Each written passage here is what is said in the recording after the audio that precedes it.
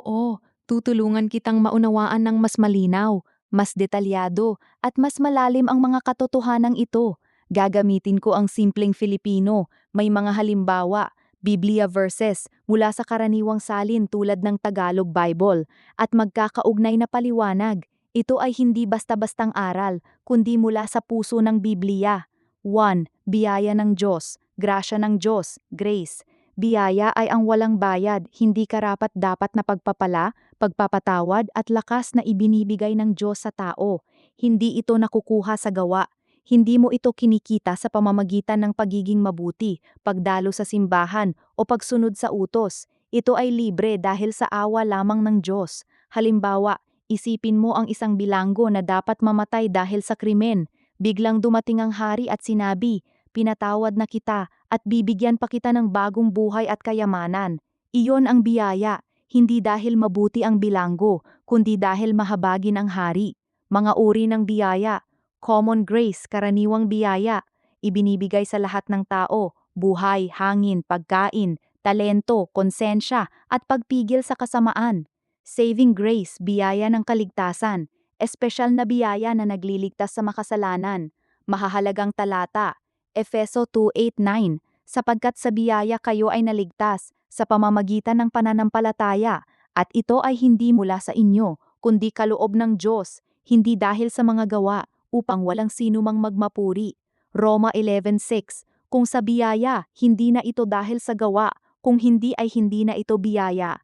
2 Korinto 12:9, sapat na sa iyo ang aking biyaya, sapagkat ang aking kapangyarihan ay nagiging ganap sa kahinaan. Malalim na aspeto, ang biyaya ay hindi lamang pagpapatawad, ito rin ay transforming power. Binabago nito ang buhay mo mula sa loob.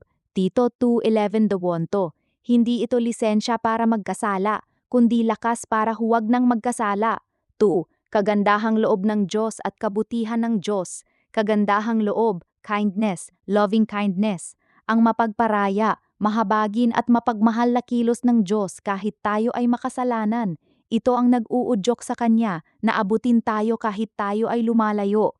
Kabutihan, goodness, ang buong pagkatao ng Diyos na perpekto, banal, matuwid at laging mabuti. Wala siyang kasamaan, lahat ng Kanyang ginagawa ay mabuti, kahit hindi natin agad naiintindihan. Talata, Roma 2:4. Hindi mo ba alam na ang kagandahang loob ng Diyos ay nagtutulak sa iyo upang magsisi? Awit 145:9. Ang Panginoon ay mabuti sa lahat, ang kanyang habag ay nasa lahat ng kanyang nilikha. Santiago 1:17, bawat mabuting kaloob at bawat perpektong regalo ay buhat sa itaas, na buhat sa Ama ng mga ilaw. Awit 23:6, totoong ang kabutihan at kagandahang loob ay susunod sa akin sa lahat ng araw ng aking buhay. Malalim na pag-unawa, kahit may kasamaan sa mundo, sakit, kamatayan, digmaan, ang kabutihan ng Diyos ay hindi nawawala. Madalas itong ipinapakita sa pamamagitan ng krus ni Hesukristo, ang pinakamalaking patunay ng kanyang pag-ibig at kabutihan. 1:3-16, Roma 5:8. Ang Diyos ay hindi neutral o malayo, siya ay aktibong mabuti. 3. Kaligtasan, salvation. Kaligtasan ay ang ganap na pagliligtas ng Diyos sa tao mula sa kasalanan, sa parusa nito, sa kapangyarihan nito, at sa kahihinatnan nito. Eternal separation from God. Mga bahagi ng kaligtasan. 1. Justification, pagiging matuwid. Sa sandaling maniwala ka kay Kristo, itinuturing kang ganap na matuwid sa harap ng Diyos dahil sa kanyang dugo. Roma 5:1. 2. Sanctification, pagbabago. Patuloy na proseso ng paglilinis at paghubog ng banal na espiritu. 1 Thessalonica 5:23.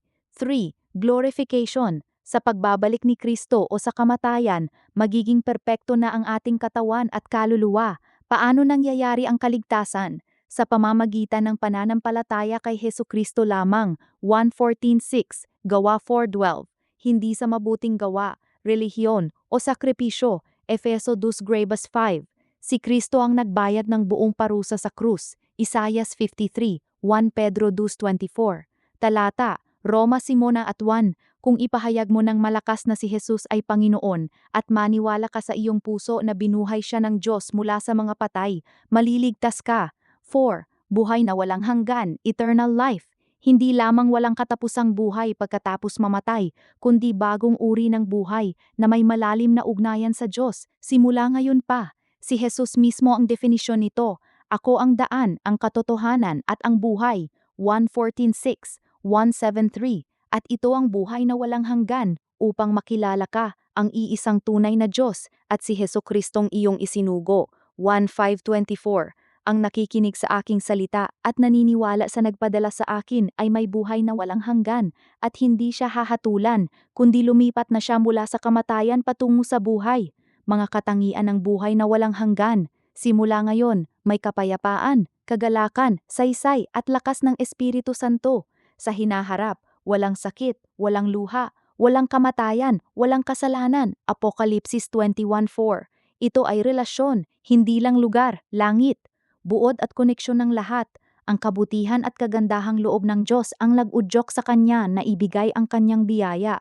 Sa pamamagitan ng biyaya, tayo ay naliligtas. Kaligtasan. Ang kaligtasan ay nagbibigay sa atin ng buhay na walang hanggan, simula ngayon at magpakailanman.